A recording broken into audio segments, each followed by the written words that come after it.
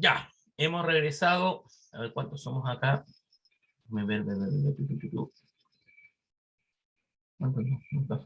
Ahí está. En el módulo anterior comenzamos en forma introductoria a ver cuáles son los principios y las garantías que establece nuestro sistema procesal penal.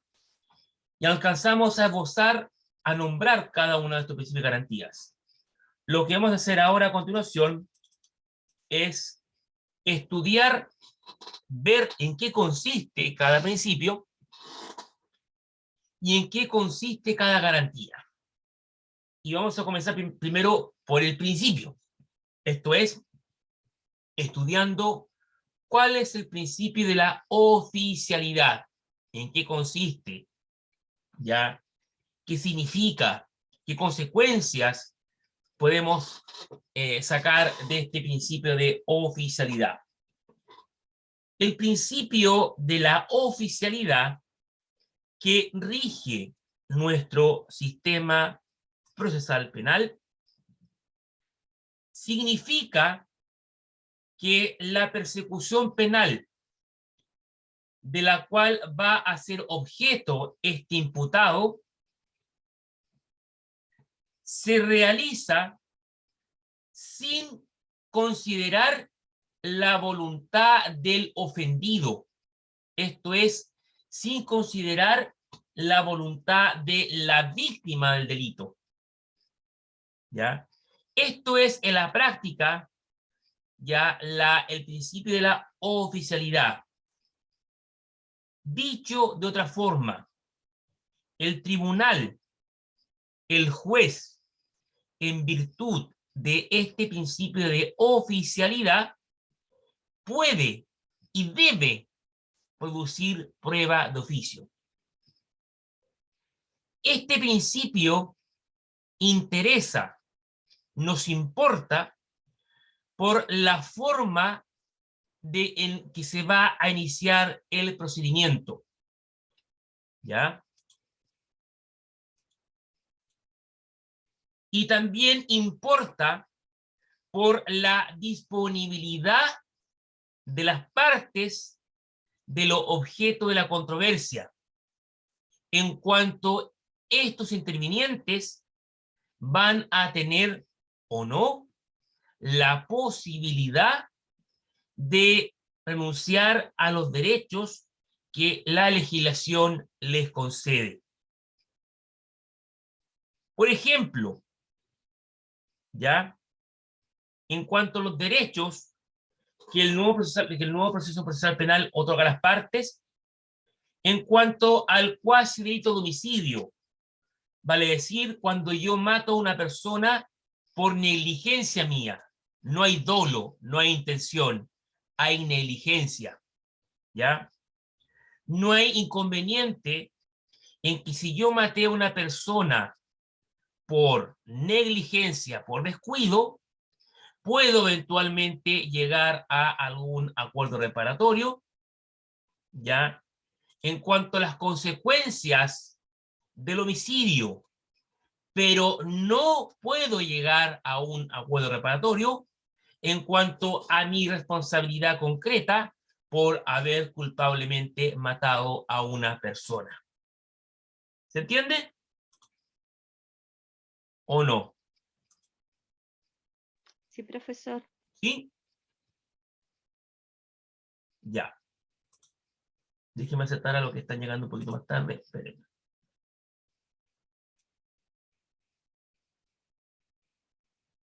Ya. Ahí sí.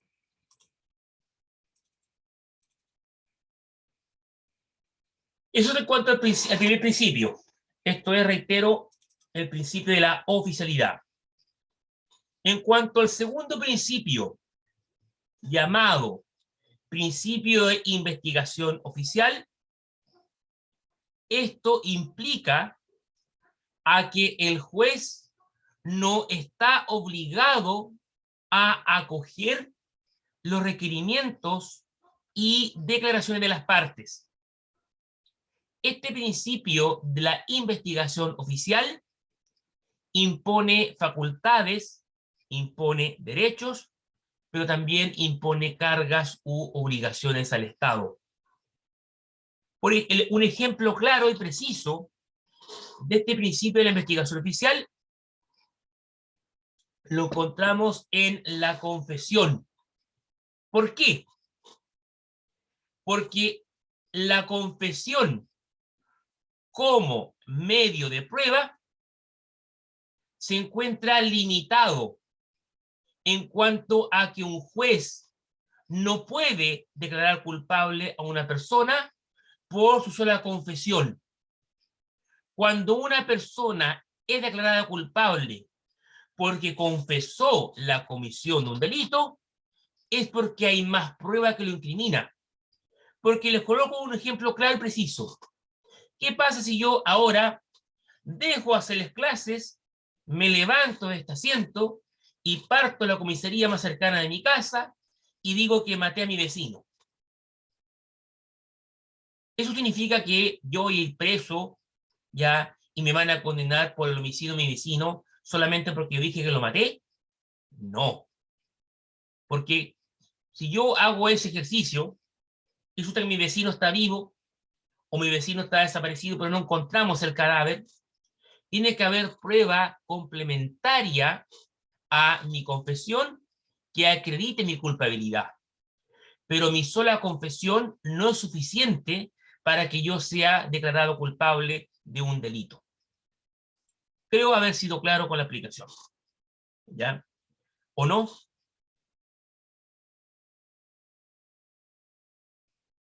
¿Sí o no? Dígame sí o no, pero necesito la confirmación. Sí, profesor. Ya. Si no queda claro, por favor, interrúmpanme. O sea, a mí no me interesa hablar como loro y ustedes queden colgados. A mí me interesa que ustedes aprendan, saquen, o sea, y tampoco aprendan de memoria. A mí me interesa que ustedes el día de mañana recuerden, mire, eso el profesor Ricardo Echevarría lo dijo. ¿Ya? Principio de la aportación de prueba. Este principio nos enseña que la iniciativa en cuanto a aportar pruebas al juicio penal recae sobre las partes del juicio y no en los hombros del tribunal. Este principio de aportación de prueba es un principio claramente de corte acusatorio, ¿ya? Que en nuestro país también se encuentra limitado en relación con las garantías que la legislación le asegura al imputado, sobre todo cuando esas garantías son más favorables para él. ¿Ya? Ejemplo de este principio. Si yo estoy acusando a Juan de que mató a Pedro, yo tengo la obligación de aportar prueba que acredite que efectivamente Juan mató a Pedro. Y Juan, en su calidad de imputado, se va a encargar de refutar la prueba que yo presento. Se va a encargar de desvirtuarla para poder justificar su inocencia. Y el juez no está llamado a indagar en cuanto a prueba se refiere, porque esa carga probatoria es de las partes. Y cuando hablo de partes, me refiero al querellante y me refiero a la fiscalía. Es el fiscal, en otras palabras, y el querellante el encargado de dejar los pies en la calle buscando pruebas. Y el juez va a estar cómodamente sentado en su escritorio esperando que esa prueba se le llegue a él. Principio acusatorio. Siguiente principio, el cuarto, si mal no recuerdo. Este principio acusatorio, en nuestra legislación, se estudia en 3 niveles, ¿ya? En cuanto que en nuestro país existe una distribución de los poderes de persecución. Estos 3 niveles están primero, primer pilar, la investigación, que la desarrolla el fiscal, el Ministerio Público. Segundo pilar, la acusación, vale decir, el acto procesal por el cual el fiscal o Ministerio Público acusa o señala como responsable a una persona de la comisión de un delito. Y el tercer pilar es el de la decisión, el fallo, la sentencia condenatoria o absolutoria que recae sobre el juez. Es él el único órgano encargado de dictaminar si una persona es culpable o no de un delito. Quinto principio, principio de la legalidad procesal. El principio de la legalidad procesal consiste en que el fiscal, a todo esto, cuando yo hablo de fiscal, me estoy refiriendo al Ministerio Público, ¿ah? Y cuando hablo del Ministerio Público, me estoy refiriendo al fiscal. O sea, cuando hablo de uno u otro, me estoy refiriendo al mismo órgano, ¿ya? Para que quede claro. Para mí es más cómodo hablar de fiscal porque es más simple, más rápido, ¿ya? Entonces, este principio de legalidad procesal consiste en que el fiscal tiene la obligación legal de iniciar y sostener y mantener la persecución penal de todo hecho, de todo delito, sin que pueda, por su sola voluntad o arbitrio, suspender o interrumpir esta persecución penal. Hay herramientas legales que facultan al fiscal para suspender una persecución penal, pero la ley no le atribuye al fiscal la facultad de que con su sola voluntad él pueda poner término a un juicio penal o a una persecución penal. Eso es lo que quiero decir acá. Principio de oportunidad. Este principio nos enseña que se debe poner en peligro el interés público para que se pueda mover el aparataje judicial. ¿Ya? Dicho de otra forma, el Estado se va a abstener de entrar a conocer un específico conflicto penal cuando no se pone en grave peligro el interés público, ni por motivos políticos, ni por motivos criminales, y siempre va a considerar criterios económicos del derecho. ¿Ya? ¿Por qué? Porque mover el aparataje judicial no es barato, es caro. Entonces, el Estado entiende que por un delito de poca monta, si yo le robé una gallina a un vecino, no vamos a mover el aparataje judicial para que se declare que yo robé una gallina al vecino. Sale más barato pagarle la gallina al vecino y ándate para la casa, gallo. ¿Ya? Perdón, hablo así para que se entienda mejor. Cambia la cosa si yo maté al vecino.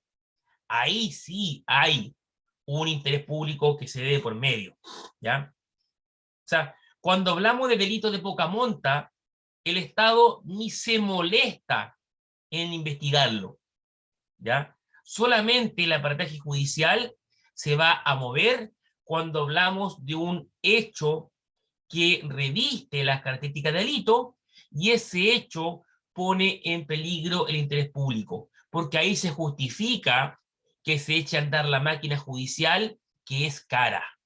Cuando digo cara, me refiero porque no obstante el juez se le paga, el Estado, pero los peritos hay que pagarles, ¿ya? La luz del tribunal, los insumos del tribunal, ¿ya? El movimiento del juez de un lugar a otro, eso tiene un costo, y un costo que es alto, ¿ya? Entonces, el Estado dice, yo no voy a mover aquí esta máquina judicial si estamos hablando de un delito de poca monta. Y ahí coloco un ejemplo. Pedro le hurta una gallina a Juan. Una hora de juicio es mucho más cara que una gallina. Entonces, ¿se dan cuenta? En otras palabras, entonces, el fiscal está autorizado por la ley para no dar curso a una investigación penal o para suspenderla una vez que esta investigación ya se ha iniciado, o incluso para interrumpirla cuando así lo aconsejen motivos de utilidad social o por motivos de carácter política criminal, ¿ya?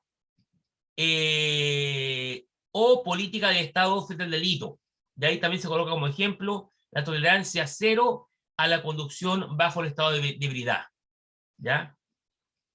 En otras palabras, este principio de oportunidad, y con eso termino este principio, dice razón con que dependiendo del delito, si está en grave peligro el interés público, solo ahí el Estado va a mover el aparataje judicial. De lo contrario, no lo va a hacer.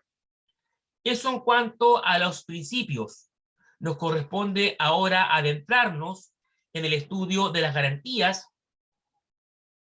que establece nuestro procedimiento procesal penal.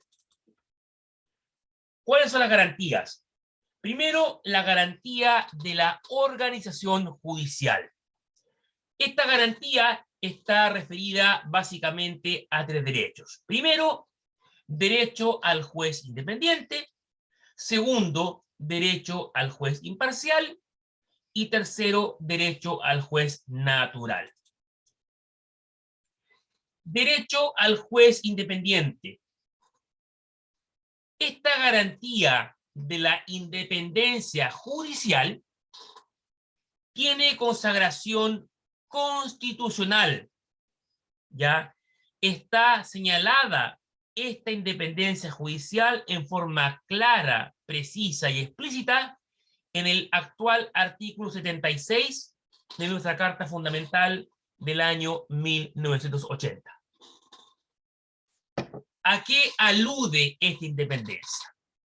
Esta independencia, primero, alude a una... Déjeme poner en silencio. Espérenme, a ver. No. Espérenme. Voy a cerrar mi micrófono.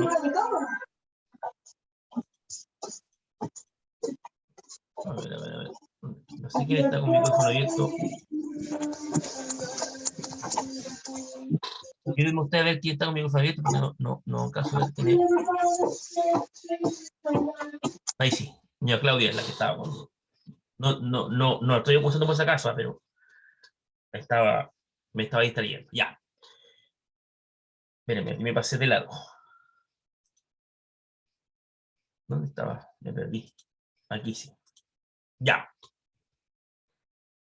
Esta independencia judicial, reitero, que está consagrada a nivel constitucional, está referida a diferentes clases. La primera es una independencia institucional, en cuanto a que nuestro poder judicial tiene independencia para obrar respecto de los demás poderes del Estado, ¿ya? O sea, el juez tiene libertad para poder hacer su trabajo y constitucionalmente se encuentra salvaguardado de alguna injerencia que eventualmente pueda hacer el Poder Ejecutivo o el Poder Legislativo. A eso se refiere la independencia institucional. Pero también encontramos la independencia personal del juez. Esta independencia personal del magistrado reconoce dos variantes.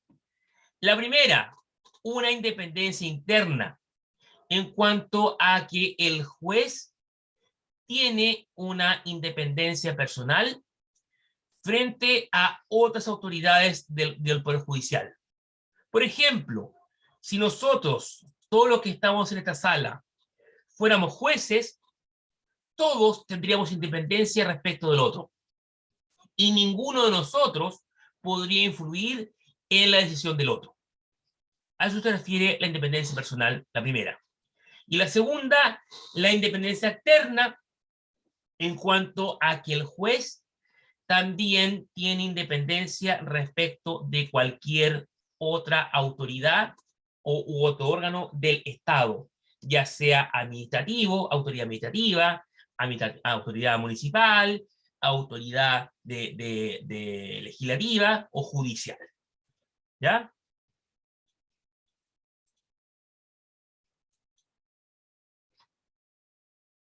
Segunda garantía de la organización judicial. Derecho al juez imparcial. ¿Ya?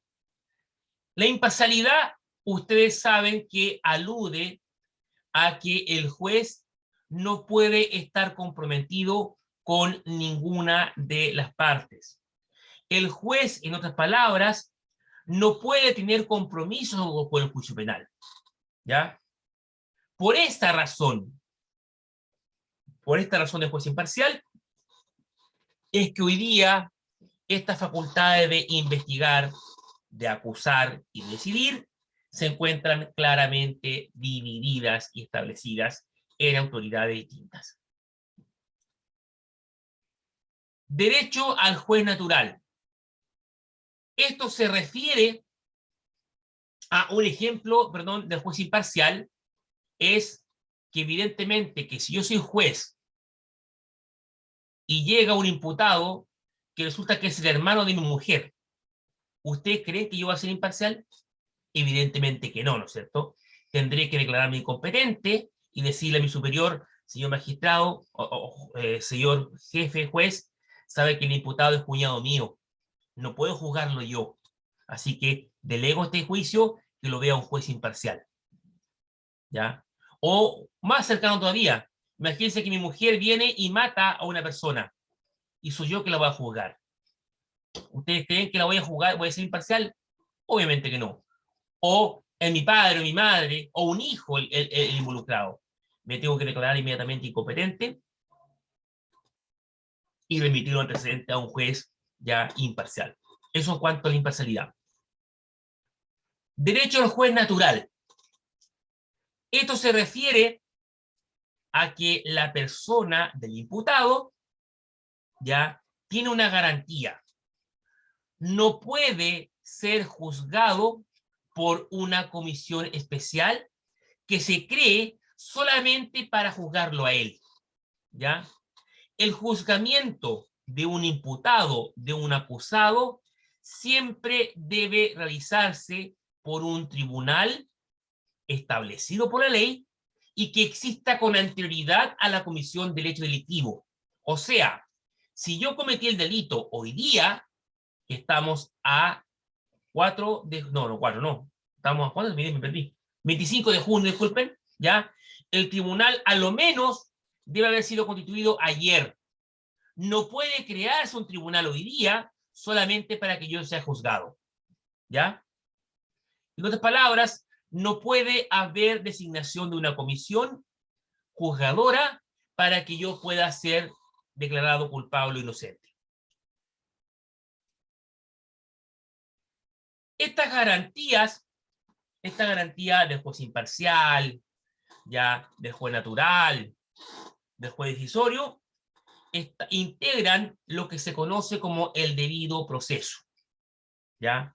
El debido proceso dice relación con que la persona del imputado debe ser sometido a un justo ya y sacramental proceso que el procedimiento, el proceso por el cual va a ser juzgado un imputado esté previamente indicado por la ley, que el imputado sepa de antemano cuáles son las formalidades, cuáles son los sacramentos, cuáles son los plazos, las pruebas, qué juez me va a juzgar, cuándo, dónde, quién va a ser mi abogado, hasta cuándo yo tengo plazo para presentar pruebas, hasta cuándo yo tengo plazo para hablar o renunciar a mi derecho o mantenerme en silencio, si yo tengo derecho o no a incriminarme, a autoincriminarme, etcétera, etcétera, etcétera. Eso es el debido proceso, ¿ya? Estas garantías, ¿ya? Se pueden agrupar en el derecho al juicio previo, ¿ya? En el derecho a ser juzgado dentro de un plazo razonable, el derecho a defensa, todo imputado tiene derecho a defenderse, ¿ya? La presunción de inocencia, muy importante. Hoy día en Chile, legalmente hablando, cuando a una persona lo acusan de un delito, debe presumirse inocente y debe ser tratado como tal hasta que una sentencia judicial ejecutoriada no diga lo contrario, esto es, no diga que ese imputado es culpable del delito del cual se le acusa. Y el nos bis idem es una frase ya que está en latín y que refiere a que una persona no puede ser juzgada dos veces por un mismo hecho. Vale decir, si yo maté a Juan y me declararon culpable de la muerte de Juan, después no puedo volver a ser sometido a un juicio por la muerte de Juan, de ese mismo Juan, me refiero. Porque si yo maté a Juan Pérez y después maté a Juan Rodríguez, ahí sí puedo ser, obviamente, ya procesado por los dos delitos. Pero cuando digo a Juan, me refiero al mismo Juanito, ¿ya? ¿Se entiende, no? O están con las cámaras apagadas y están todos durmiendo. Sí, Sí, profesor, profesor, se sí se entiende. entiende. Así es broma, vamos a sacar. Sí, profesor, se Ya, entiende. ok. El derecho al juicio previo, ¿qué significa esto? Esta garantía tiene dos alcances. La primera es que el imputado tiene derecho a que su sentencia sea lógica, lo que hablábamos hace un rato atrás, que sea coherente, que si yo soy imputado de homicidio y me sentencian como culpable de homicidio, que yo al leer mi sentencia sepa por qué me condenaron por homicidio, ¿ya? Y segundo, eso la lógica, la fundar significa razonar. Y derecho a un proceso previo legalmente tramitado. Previo, porque yo debo ser sometido a un juicio antes de ser condenado, ¿ya? Y legalmente tramitado alude a que el juicio del cual yo fui objeto debe respetar todos y cada uno de los requisitos que la ley establece. Porque si el juez o el fiscal se saltó algún procedimiento, algún requisito legal, yo puedo alegar la nulidad del juicio. ¿Ya? 2. Derecho a ser juzgado dentro de un plazo razonable. Esto se refiere, aunque suene cliché, a que la justicia que tarda no es justicia. Todos nos quejamos, y me incluyo, que los juicios son lentos. De hecho, hay juicios civiles que duran 10 años, 15 años, ¿ya? Eso es casi humillante, porque ¿cómo un juicio dura tanto? ¿Ya? Bueno, los juicios penales no duran eso, ya son más rápidos, ¿ya? ¿Por qué? Porque en el antiguo, en el antiguo procedimiento, en el inquisitivo, ya habían juicios penales, aunque ustedes no lo crean, que duraban 30 años. ¿Y qué implicaba eso? Que muchas veces el imputado moría. Ya el violador, el homicida moría. Entonces, la víctima sufría una doble victimización, porque primero había sido violentada, pues, supongamos una violación, y resulta que después su violador moría, muerto en la risa, porque no había sido culpable, no había sido culpable. ¿Ya? Entonces, ¿qué tipo de justicia era esa? Bueno, con la reforma procesal penal, evidentemente se quiso agilizar los plazos, ¿ya? Acortarlos. Pero el problema aquí surge un problema. ¿Qué es lo que es razonable? Porque el legislador no estableció un concepto único y específico de lo que deberíamos entender por razonable, ¿ya?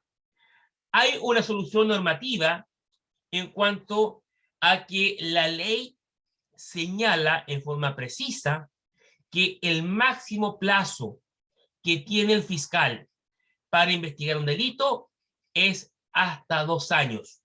O sea, un delito, por complejo que sea o simple que sea, no, la investigación de ese delito no puede durar legalmente más de 2 años.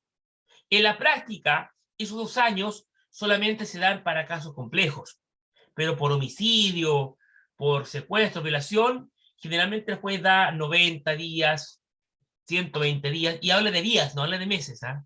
De días.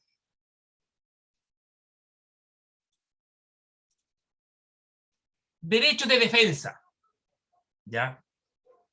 estamos estudiando las garantías que la legislación establece más que nada para el imputado. Este derecho de defensa se divide en dos tipos de garantías para ese acusado imputado. Primero, el derecho de defensa material. ¿Qué significa esto? El derecho de defensa material se relaciona con el derecho a la información. ¿Por qué?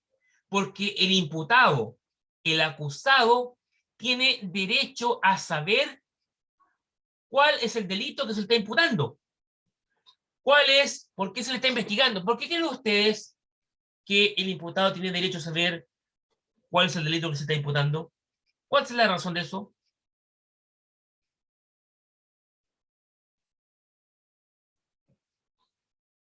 Para poder defenderse. Exacto, exactamente. Porque si a mí me están acusando de homicidio, ¿cómo me voy a estar acusando, me voy a estar defendiendo de violación? Ahora, ¿qué pasa en la práctica? Imagínense que yo violé y maté a una mujer. Y resulta que el fiscal es más o menos nomás y no se dio cuenta que la mujer había sido violada. Y me acusa de homicidio. Perdón el ejemplo práctico, pero para que se entienda. Yo me pasaría de gil que me empezara a defender de la violación, si no me están acusando de violación. Aunque humanamente suena reprochable, ¿no es cierto? Pero estrictamente legal, yo me tengo que remitir a defenderme de lo que me están acusando. Y ahí me tengo que quedar callado porque, el fiscal no se dio cuenta que yo también violé. Entonces, no me defiendo de eso. ¿Ya? Justamente para eso opera el conocimiento, para que el imputado se defienda solamente respecto a lo que están acusando. Ahora, este derecho de defensa material no solamente incluye el derecho a la información, también se refiere a que el imputado tiene derecho a intervenir activamente en el juicio que se está llevando en su contra. Tiene derecho a hacer diligencias, a pedir, a no hacer, me expresé mal, a pedir diligencias, ¿ya? Tiene derecho, por ejemplo, yo imputado, tengo derecho a pedir, yo quiero las cámaras de televisión, ahí está, yo quiero que se exhiban esas cámaras. Yo quiero someterme a un ADN, porque yo no fui culpable de la violación, ¿ya? El semen que encontraron en el cuerpo de la mujer muerta no corresponde a mí. Necesito un ADN urgente, porque así voy a acreditar mi inocencia en forma inmediata. ¿Se dan cuenta? Eso, en el proceso antiguo, no era posible. Yo no podía pedir ADN, no podía pedir las cámaras. Hoy día sí, ¿ya?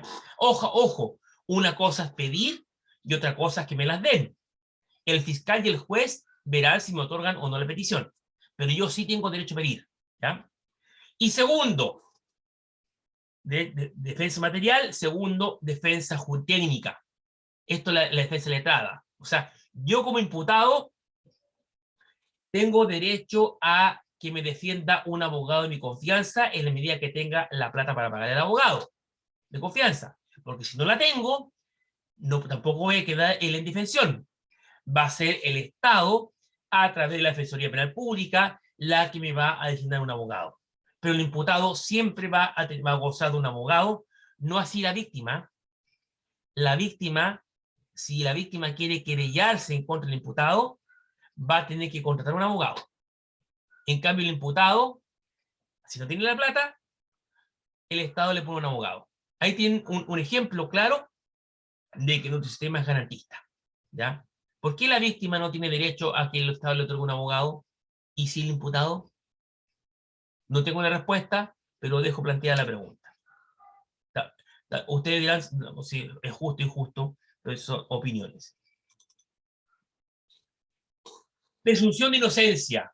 ¿Qué gran garantía tiene hoy día el imputado? Cualquier persona que sea acusada de un delito debe ser tratada como inocente durante todo el curso del juicio y solo podrá ser tratada como culpable cuando una sentencia ejecutoriada así lo declare. ¿Ya? Eso así se traduce la presunción de inocencia. ¿Ya? El nos bis idem o principio de no ves lo mismo, ¿ya? Esto significa que no se admite la persecución penal de una persona de carácter múltiple, ¿ya? Esto sí tiene una variante sustantiva y también una variante procesal penal. La primera, esto es la variante sustantiva, significa que no se puede valorar más de una vez un mismo hecho, ya sea para incriminar o para agravar la penalidad de una persona. Y la variante procesal penal significa que el acusado no puede ser juzgado más de una vez por un mismo hecho. Por ejemplo, una persona que ya fue absuelta por una sentencia firme y ejecutoriada no puede volver a ser procesada ni condenada porque haya aparecido un nuevo antecedente, ¿ya? Esto, por ejemplo, imagínense que yo maté a una persona, ¿ya? Y como no encuentran el cadáver, me declaran inocente, absuelto. Y la sentencia está firme. Y resulta que después encuentran el cadáver. Yo no voy preso, porque ya fui declarado inocente. Suena injusto, pero así es la ley. Así está la ley. Lo mismo, y ojo, ojo con esto, no estoy llamando a lo que roben, ¿ah? Lo mismo que si yo voy a un banco, el curso anterior se reía, que como que le estaba dando tips. Yo voy a un banco y robo 1.000 millones de pesos. Y escondo la plata por 10 años. Prescribe el delito y al año 11 saco la plata. Aquí no ha pasado nada.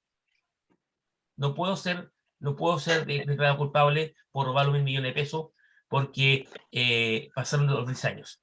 Se declaró prescrito el delito. Profesor, ¿Sí? una consulta, y cuando solicitan abrir causas, ¿a qué se refiere entonces eso? Es que abrir causa es que, a ver, su pregunta es muy amplia. Yo quiero entender que se refiere a algún juicio que ya está en curso, pero que no tiene sentencia. Ah, ya, esa es la diferencia. Exacto. Ya. Porque si el juicio ya tiene sentencia, independientemente sea absolutamente culpable, ya no se puede volver a abrir. Se puede volver a abrir cuando no hay sentencia, porque no está establecida ni la inocencia ni la culpabilidad de la persona. Creo ser claro, ¿no? Usted me dice si no. Sí, Ya. sí, está claro. Los únicos delitos que en Chile no prescriben son justamente, y en buena hora, los delitos de carácter sexual. O sea que si yo violo a una mujer hoy día 2022, ni Dios lo quiera, y pasan 50 años y me pillan, yo no voy a poder solicitar la prescripción. ¿Ya?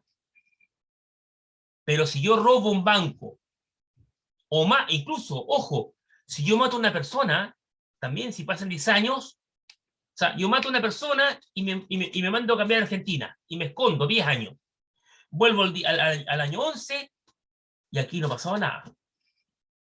Yo, aunque maté a Juanito, no la saco ni por curado porque pasaron 10 años. Pero no así con los delitos sexuales. Ahí cambia la cosa. Ahí son imprescriptibles. Igual que los delitos de lesa humanidad. También son imprescriptibles. ¿Ya? Pero la prescripción sí opera respecto de otros delitos. O sea, yo robo un banco, mato a una persona, entro a robar una casa, le pego no sé, cualquier otro delito económico también, ¿ya? De cuello corbata, lo que se, de giro doloso de cheque, lo mismo, ¿ya? Todos esos delitos prescriben, ¿ya? Por eso yo le decía al curso anterior que estos tipos que se robaron los 16, que el robo del siglo del banco, eso que se robaron como 16.000 millones de pesos, creo que fue, esos gallos salieron pillados porque se pusieron a jactarse de que había, o sea, por redes sociales empezaron a publicar cosas. Yo le decía, y me robo esa cantidad de plata, la entierro en un campo perdido, 10 años, y después saco la plata.